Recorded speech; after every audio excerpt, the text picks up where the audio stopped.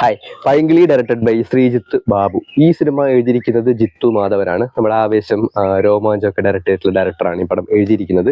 ഫഹദ് ഫാസിലും ജിത്തു മാധവനും ചേർന്നിട്ടാണ് ഈ പടം പ്രൊഡ്യൂസ് ചെയ്തിട്ടുള്ളത്. സോ ഈ രണ്ട് പേരുകൾ കണ്ടിട്ടാണ് ഞാൻ ഈ പടം കാണാനായിട്ട് കയറിയത്. പക്ഷേ ഈ രണ്ട് ബ്രാൻഡ് വാല്യൂവും എന്നെ വേണ്ട രീതിയിൽ ഈ സിനിമയിൽ സാറ്റിസ്ഫൈ ചെയ്തിട്ടില്ല എന്നാണ് ഞാൻ മനസ്സിലാക്കുന്നത്. നിങ്ങൾക്ക് ഡിഫറെൻ്റ് ആയിട്ടുള്ള ഒപ്പീനിയൻ ഉണ്ടാവും, നിങ്ങളും കൂടി കണ്ടു നോക്കാം. ഈ പടത്തിൻ്റെ ബേസിക് ആയിട്ടുള്ള പ്ലോട്ട് ഇൻട്രസ്റ്റിംഗ് ആണ്. അതായത് ഒരു 90s വസന്തവും അതുപോലെ തന്നെ ഒരു 2K വസന്തവും. സജിൻ ഗോപ് അവതരിപ്പിക്കുന്ന സുഗു എന്ന് പറഞ്ഞ കഥാപാത്രമാണ് നമ്മുടെ 90s വസന്തം. 2K കിഡ് അല്ലെങ്കിൽ 2K വസന്തമാണ് നമ്മുടെ ശരണ്യല്ല, അനശ്വര രാജന്റെ കഥാപാത്രം. ബേബി എന്നാണ് ക്യാരക്ടറിന്റെ പേര്.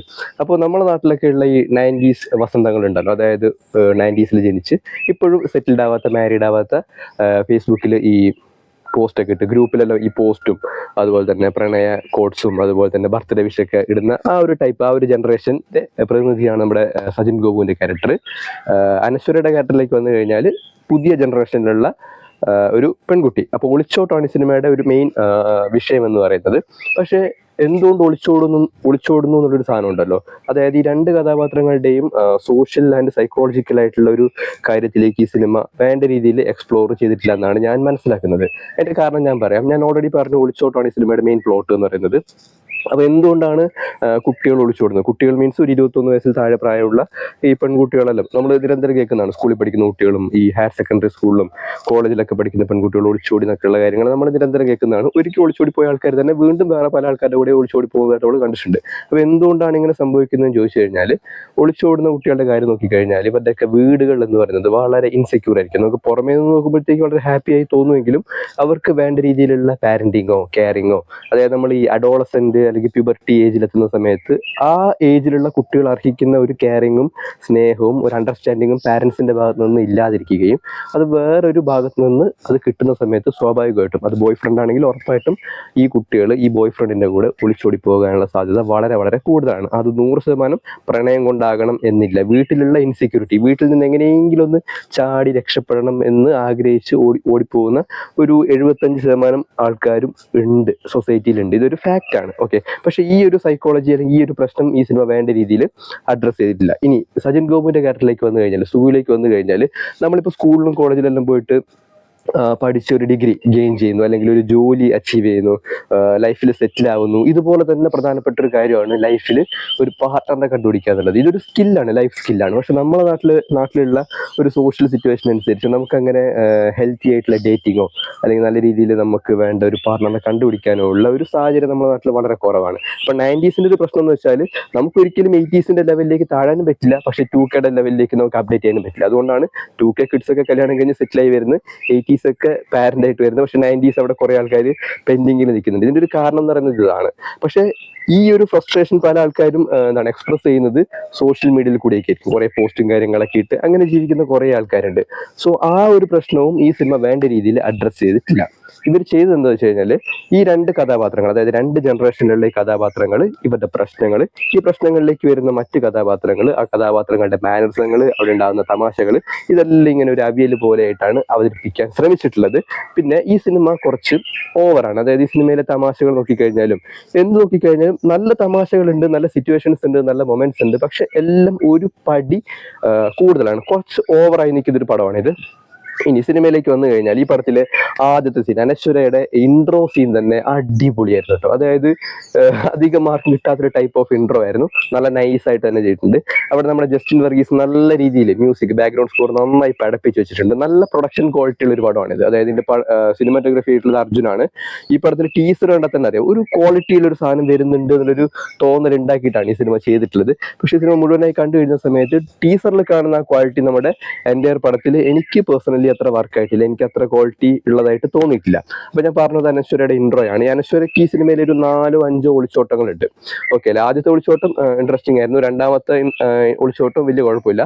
പിന്നെ മൂന്നാമത്തെ ഒളിച്ചോട്ടത്തിന്റെ സമയത്ത്, അതായത് റിയാസ് ഖാന്റെ ക്യാരക്ടർ ഇൻട്രൊഡ്യൂസ് ചെയ്യപ്പെട്ടതിന് ശേഷമാണ് ഈ പടം നമ്മൾ ഉദ്ദേശിച്ച രീതിയിലല്ല പോകുന്നത് എന്ന് ഓഡിയൻസിന് കറക്റ്റ് ആയിട്ട് മനസ്സിലാക്കുക. അതായത് ഈ കഥാപാത്രത്തിന്, അനശ്വരയുടെ കഥാപാത്രത്തിന് എന്തോ ഒരു കുഴപ്പമുണ്ടല്ലോ എന്നൊരു തോന്നലുണ്ടായി വരുന്നത് റിയാസ് ഖാന്റെ എൻട്രിക്ക് ശേഷമാണ്. പക്ഷെ റിയാസിന്റെ ഗോപുവിന്റെ ഇൻഡിവിജ്വൽ ആയിട്ടുള്ള പെർഫോമൻസ് അടിപൊളിയായിരുന്നു. നല്ല തമാശയും കാര്യങ്ങളൊക്കെ ഉണ്ട് കേട്ടോ.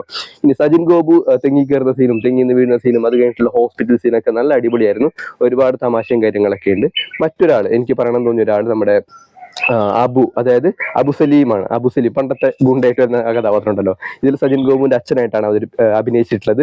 കിഡിലെ ഒരു ക്യാരക്ടർ, എനിക്ക് റിലേറ്റബിൾ ആയിട്ടുള്ള ഒരുപാട് ഡയലോഗ്സ് ഈ സിനിമയിൽ അബു സലീം പറയുന്നുണ്ട്. ഞാൻ ദിവസം കേൾക്കുന്ന ഒരുപാട് ഡയലോഗുകൾ ഈ സിനിമയിൽ അബു സലീം പറയുന്നുണ്ട്. വളരെ ഇൻട്രസ്റ്റിംഗ് ആയിട്ടുള്ള ഒരു കഥാപാത്രം, നൈസാണ് കേട്ടോ. നമുക്ക് ആ ഒരു ഇൻഡിവിജ്വൽ കഥാപാത്രത്തിനെ മാത്രം നോക്കിയിരുന്നാൽ നമുക്ക് ഒരുപാട് ചിരിക്കാനുണ്ട്. അയാളെ മാത്രം നോക്കിയിരുന്നാൽ മതി. ഒരുപാട് അയാളുടെ ഡയലോഗ് മാത്രമല്ല, ചില ആക്ഷൻസ് ഉണ്ട്. അതായത് അത് മുഴുവനായിട്ട് പറയാൻ വേണ്ടി പറ്റില്ല. ചില സിറ്റുവേഷനിൽ ഇയാൾ ബിഹേവ് ചെയ്യുന്ന രീതി ഉണ്ട്, അത് കിടിലമായിരുന്നു. അബു സലീമിന്റെ one of the best performance ആയിരുന്നു. പിന്നെ ഈ ചന്തു സലിംകുമാറും ഈ സിനിമയിൽ ഒരു ഇമ്പോർട്ടൻ്റ് ആയിട്ടുള്ള റോൾ ചെയ്തിട്ടുണ്ട്. ചന്തുവിന്റെ പെർഫോമൻസ് നോക്കി കഴിഞ്ഞാൽ ഇൻഡിവിജ്വലി ഗുഡ് ആണ്. പിന്നെ ഈ സജിൻ ഗോപുവും ചന്തു സലിംകുമാറും പിന്നെ ആവേശത്തിൽ തന്നെ അഭിനയിച്ചിട്ടുള്ള ഒരു ചെങ്ങായില്ലേ, ആ 3 മെയിൻ റോളിൽ ഒരു കഥാപാത്രം, അവരുടെ പേര് എനിക്കറിയില്ല. ഈ 3 ആൾക്കാരാണ് ഈ സിനിമയിൽ ഒരു കോമ്പിനേഷൻ ആയിട്ട് വരുന്നത്. ആ കോമ്പിനേഷൻ നല്ല രീതിയിൽ തന്നെ വർക്ക് ആയിട്ടുണ്ട്. സജിൻ ഗോപുവും ഇൻഡിവിജ്വലി നന്നായി തന്നെ പെർഫോം ചെയ്തിട്ടുണ്ട്. പക്ഷെ എല്ലാം ഒരു പൊടിക്ക് കൂടുതലാണ്.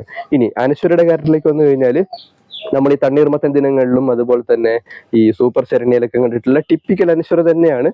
പക്ഷെ കുറച്ച് ഓവറാണ്. അതായത് ആ കഥാപാത്രം തന്നെ കുറച്ച് ഓവറായിട്ടാണ് ചെയ്തു വെച്ചിട്ടുള്ളത്. പക്ഷെ അതിന്റെ ഒരു ബാക്ക്ഗ്രൗണ്ടിലേക്ക് സിനിമ വേണ്ട രീതിയിൽ എക്സ്പ്ലോർ ചെയ്തിട്ടില്ല, ഞാൻ ഓൾറെഡി പറഞ്ഞു. പിന്നെ ഈ സിനിമയിലെ കോയമ്പത്തൂർ ട്രിപ്പ് കഴിഞ്ഞ് തിരിച്ചു വരുന്നൊരു സീന് വല്ലാണ്ട് ഓവറായിട്ടുണ്ട്. അത് സജിൻ ഗോപുവിന്റെ കയ്യിൽ നിന്ന് പോയി എന്നാണ് എനിക്ക് തോന്നിയത്. പിന്നെ ലിജോ ജോസ് പെല്ലിശ്ശേരിയുടെ ഒരു കഥാപാത്രം കുറച്ചേ ഉണ്ടായിട്ടുള്ളൂ, അതും ഒരു പൊടിക്ക് ഓവറായിട്ടാണ് ചെയ്തിട്ടുള്ളത്. മേ ബി ക്യാരക്ടർ അങ്ങനെ ആയതുകൊണ്ടാവാം. പിന്നെ ഈ സിനിമയിൽ ഒരുപാട് റെഫറൻസുകൾ ഉപയോഗിച്ചിട്ടുണ്ട് കേട്ടോ. അതായത് ഈ സിനിമയുടെ ക്ലൈമാക്സിലേക്ക് വരുന്ന സമയത്ത് നമ്മള് ജയറാം സിദ്ദീഖ് അഭിനയിച്ചിട്ടുള്ള ഒരു പടമില്ലടാ, എന്താ അതിന്റെ പേര്, കാവടിയാട്ടം മൂവിയില് ഈ ജയറാമിന്റെ പെങ്ങളെ അപ്പുറത്തെ വീട്ടിലിട്ട് സിദ്ദീഖ് ഇങ്ങനെ വായി നോക്കിക്കൊണ്ടിരിക്കുന്ന സമയത്ത് ജയറാം ഇങ്ങനെ ഈ മറ്റേ കത്തി എടുത്തിട്ട് വന്നിട്ട് വാഴയെല്ലാം വെട്ടൂലേ, അതേ സാധനം ഈ സിനിമയിൽ റീക്രിയേറ്റ് ചെയ്തിട്ടുണ്ട്. റെഫറൻസ് ആയിട്ടാണ് ചെയ്തിട്ടുള്ളത്. പക്ഷെ ഈ സിനിമയുടെ ബാക്കിയുള്ള സിറ്റുവേഷൻ എല്ലാം നമ്മൾ ഉദ്ദേശിച്ച രീതിയിൽ വർക്ക് ആവാത്തത് കൊണ്ട് ഈ വാഴ വെട്ടുന്ന സീൻ കാണുന്ന സമയത്ത് നമുക്ക് ഇതിവിടെ പ്ലേസ് ചെയ്യണ്ടായിരുന്നു എന്നൊക്കെ നമുക്ക് തോന്നിപ്പോവും. ഒരുപാട് എഫേർട്ട് എടുത്തിട്ടുണ്ട് കേട്ടോ ആക്ടേഴ്സ് എല്ലാം. പക്ഷെ അത് സ്ക്രീനിൽ വരുന്ന സമയത്ത് നമുക്ക് വേണ്ട രീതിയിൽ എൻജോയ് ചെയ്യാൻ പറ്റാതെയായി. എന്നാലും ഒരു 25% നമുക്ക് ചിരിക്കാൻ വേണ്ടി പറ്റും. ബാക്കി 75% കുറച്ചുകൂടി അവർക്ക് സീരിയസ് ആകാമായിരുന്നു. അതായത് ഈ പടം വല്ലാണ്ട് സീരിയസ് ആയില്ല. സിറ്റുവേഷൻസ്, കഥാപാത്രങ്ങളുടെ മാനസങ്ങളൊക്കെ വെച്ചിട്ട് മുന്നോട്ട് കൊണ്ടുപോകാനാണ് നോക്കിയത്. പക്ഷെ ഇതിന്റെ കോർ തീം വീക്കായി പോയത് കൊണ്ട്, അല്ലെങ്കിൽ വീക്ക് എന്നല്ല, അത് ട്രീറ്റ് ചെയ്തത് കുറച്ച് വീക്ക് ആയതുകൊണ്ട്, അത്ര സീരിയസ് അല്ലാതെ ട്രീറ്റ് ചെയ്തത് കൊണ്ട് ബാക്കിയുള്ള കഥാപാത്രങ്ങളുടെ എല്ലാം ഇമ്പോർട്ടൻസ് മെല്ലെ കുറഞ്ഞു വന്നതായിട്ടാണ് എനിക്ക് പേഴ്സണലി തോന്നിയത്. ആരുടെയും ഇൻഡിവിജ്വൽ ആയിട്ടുള്ള പെർഫോമൻസും അതുപോലെ തന്നെ അവരുടെ കാലിബറും മോശമായിട്ട് കാണുന്നില്ല. എല്ലാവരും നല്ല രീതിയിൽ തന്നെ ചെയ്തിട്ടുണ്ട്. സിനിമാറ്റോഗ്രഫി ആണെങ്കിലും മ്യൂസിക് ആണെങ്കിലും ആക്ടിങ് ആണെങ്കിലും എല്ലാം നന്നായിരുന്നു. പക്ഷെ അൺഫോർച്ചുനേറ്റ്ലി ഇതെല്ലാം കൂടി കൊളാബറേറ്റ് ചെയ്യുന്ന സമയത്ത് ഞാൻ പ്രതീക്ഷിച്ച റിസൾട്ട് അല്ല എനിക്ക് സ്ക്രീനിൽ കാണാൻ വേണ്ടി പറ്റിയത്. ഒരാളെ ഞാൻ പറയാൻ വേണ്ടി വിട്ടുപോയി, ജിസ്മി എന്ന് പറയുന്നൊരു ആക്ട്രസ്. നമ്മൾ സോഷ്യൽ മീഡിയയിലൊക്കെ കണ്ടിട്ടുള്ള ഒരു ആളാണ്. അവരുടെ പെർഫോമൻസും അടിപൊളിയായിരുന്നു. ഈ സിനിമയിലെ 2 പാട്ടുകൾ, അതായത് ഹാർട്ട് അറ്റാക്കും അതുപോലെ തന്നെ ബേബി, ആ 2 പാട്ടുകളും കണ്ട സമയത്ത് ഇത് തന്ന ഒരു ഹൈപ്പ് വളരെ കൂടുതലായിരുന്നു. നമ്മൾ ഈ പ്രേമലു അതുപോലെ തന്നെ തണ്ണീർമത്തൻ അതുപോലെ തന്നെ സൂപ്പർ ശരണ്യക്ക് ആ സിനിമയിലൊക്കെ പാട്ടുകൾ കാണുന്ന സമയത്തും ഇത് കൊള്ളാം, ഇത് ക്ലിക്കാകും, അങ്ങനെ ഒരു തോന്നലുണ്ടായിരുന്നു. അതേ തോന്നൽ തന്നെ ഈ സിനിമയിലെ പാട്ടുകൾ ഉണ്ടാക്കിയിട്ടുണ്ട്. പക്ഷെ സ്ക്രീനിൽ കാണുന്ന സമയത്ത് 100% അത്രയും വർക്കായിട്ടില്ലെന്നാണ് എനിക്ക് തോന്നിയത്. പക്ഷെ എല്ലാ ആൾക്കാരുടെയും അവരവരുടെ പെർഫോമൻസ് നീറ്റായിരുന്നു. പക്ഷെ കഥാപാത്രങ്ങൾ വീക്കാണ്. അതിനുവേണ്ടി വർക്ക് ചെയ്തിട്ടുള്ളത് കുറച്ചുകൂടി വർക്ക് ചെയ്തിട്ട് അനാവശ്യമായിട്ട്, അതായത് ഓവറായിട്ട് ചെയ്തിട്ടുള്ള സാധനങ്ങളൊക്കെ ഒന്ന് ട്രിം ചെയ്തിരുന്നെങ്കിൽ ഈ സാധനം കുറച്ചുകൂടി ഒന്ന് വൃത്തിയായിട്ട് എടുക്കാൻ വേണ്ടി പറ്റുമായിരുന്നു.